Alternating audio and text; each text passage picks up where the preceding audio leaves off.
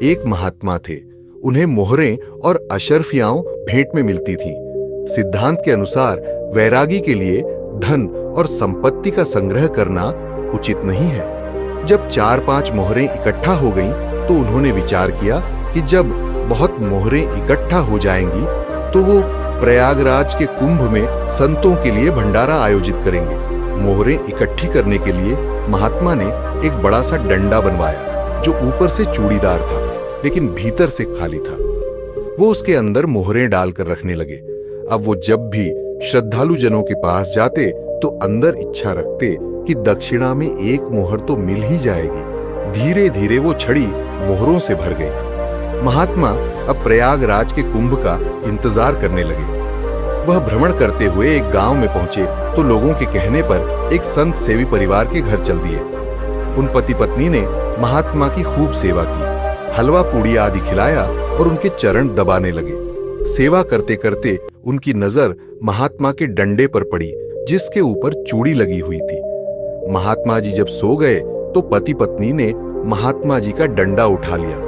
ज्यों ही चूड़ी खोलकर पलटाया तो उसमें से सैकड़ों मोहरें निकल आईं। मोहरें देखकर उन दोनों के हृदय में लालच आ गई। पति ने पत्नी से कहा कि मोहरों के वजन के बराबर नाप के कंकड़ ले आओ। रात में महात्मा जी जब सो रहे थे तो दोनों ने मिलकर डंडे के अंदर कंकड़ भर दिए और सारी मोहरें अपने पास रख ली। उन पति पत्नी की कोई संतान नहीं थी, पर उन्हें धन से बड़ा लगाव था। छल कपट से किसी संत का धन लेने से आपका विनाश हो जाएगा। ये कर्म बहुत भयंकर होता है। ये बात शायद उन्हें झात नहीं थी या लोभवश धन चुराने के लिए उन्होंने ये कुकर्म कर दिया। महात्मा जी अगले दिन उठे और उस डंडे का वजन सही जानकर ऐसे ही साथ ले गए। प्रयागराज पहुंचकर महात्मा एक अखाड़े में रुके और वहां के महंत को प्रार्थना की कि कल के भोग का निमंत्रण संपूर्ण अखाड़ों को भेजा जाए और सबको दक्षिणा भी दी जाए। महंत ने हैरान होते हुए कहा कि महाराज जी, इसमें बहुत खर्चा होगा क्योंकि प्रयागराज में हजारों की संख्या में संत जन पधारे हैं। हो सके तो कुछ धन पहले दे दीजिए ताकि हम तैयारी कर सके। महात्मा ने अपने डंडे की सुरक्षा करने के लिए कहा कि मेरे पास धन की पूरी व्यवस्था है और मैं भंडारे के अंत में सब आपको दे दूंगा। महंत अपने पास से धन लगाकर सब सामग्री आदि लाए और उन्होंने सब संत जनों को निमंत्रित कर दिया। जब भंडारा बनने लगा तो वो महात्मा के पास आए और बोले कि अब आप आगे की व्यवस्था के लिए कुछ धन दे दीजिए। भंडारा बन रहा है और संत जन भी निमंत्रित हैं, पर आगे के लिए हमारी इतनी सामर्थ्य नहीं है कि हम सब खर्च उठा सके। महात्मा अपना डंडा उठाकर लाए और कहने लगे, आपको विश्वास नहीं है तो ये देखिए। कहते कहते जैसे ही उन्होंने चूड़ी खोलकर डंडे को पलटाया तो अंदर से कंकड़ निकलकर गिरने लगे। महात्मा जी को मोहरों की जगह कंकड़ देखकर सदमा सा लग गया। महंत भी अचंभित होकर कहने लगे, महाराज, आपने तो हमारा नाश ही कर दिया।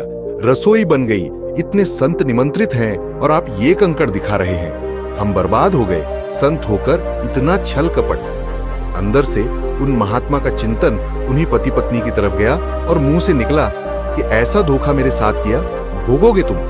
किसी भी जीव को आप कष्ट दें और उसके हृदय से आह निकले तो वो अकाट्य होता है और भोगना ही पड़ता है। महात्मा बहुत आहत हुए और सोचने लगे कि अब सब संत जनों के सामने कल कैसे मुंह दिखाएंगे।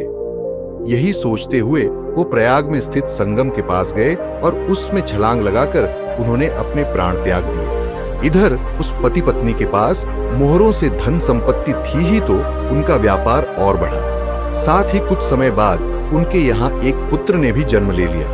उनको लगा कि संत सेवा फलीभूत हो गई। जो पुत्र भी मिला और इतना धन ऐश्वर्य भी आने लगा।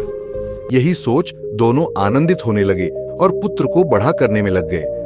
कुछ समय बाद उस पुत्र को एक बीमारी हुई और उनका बहुत सारा धन उसके इलाज में जाने लगा। दोनों पति पत्नी पुत्र मोह में इतने आसक्त थे कि उसके लिए कुछ भी कर सकते थे। धीरे धीरे उनका व्यापार भी ठप्पा होने लगा। सारी संपत्ति बिकने लगी, पर पुत्र की बीमारी और बिगड़ती गई। उन्होंने हताश होते हुए पूछा कि बेटा, अब हम तुम्हारे लिए क्या कर सकते हैं? अब तो ज्यादा संपत्ति भी नहीं रह गई। उसने उत्तर दिया कि मेरी अंतिम इच्छा है, प्रयाग चलो और वहां जितने भी संत जन हैं उनके लिए भंडारा करवाओ। मुझे लगता है मैं अब बचूंगा नहीं। संपत्ति नहीं है तो घर बेच दो, मेरे लिए ही तो है, पर मेरी अंतिम इच्छा पूरी करो। पति पत्नी ने घर बेच दिया और पुत्र को लेकर प्रयाग चल दिए। वहां जाकर उन्होंने संत सेवा की और सबके लिए भंडारा करवाया। सब होने के बाद पुत्र ने कहा, अब मुझे संगम तक ले चलो। जब वहां ले गए तो पुत्र के रूप में महात्मा ने अपनी पहचान कराते हुए याद दिलाया कि समझे, तुमने जो मुझसे धन चुराया था अब मैंने वो वापस छीन लिया है। मैं वही महात्मा हूं जिसकी तुमने मोहरें चुराई थीं। तुम्हारे पास कुछ नहीं रह गया, अब केवल ममता और आसक्ति में जलकर मरो और नर्क प्राप्त करो। ये कहते ही उस पुत्र रूपी महात्मा ने शरीर छोड़ दिया। महात्मा को दोबारा जन्म लेना पड़ा और पति पत्नी को दुर्गति भोगनी पड़ी। ऐसा नहीं है कि आप जो कर रहे हैं उसे कोई देख नहीं रहा या उसका कोई हिसाब किताब नहीं है, इसलिए बहुत सावधान रहना चाहिए। अवश्यमेव भोक्तव्यम कृतम कर्म शुभाशुभम, अर्थात किया हुआ शुभ और अशुभ कर्म अवश्य ही भोगना पड़ेगा।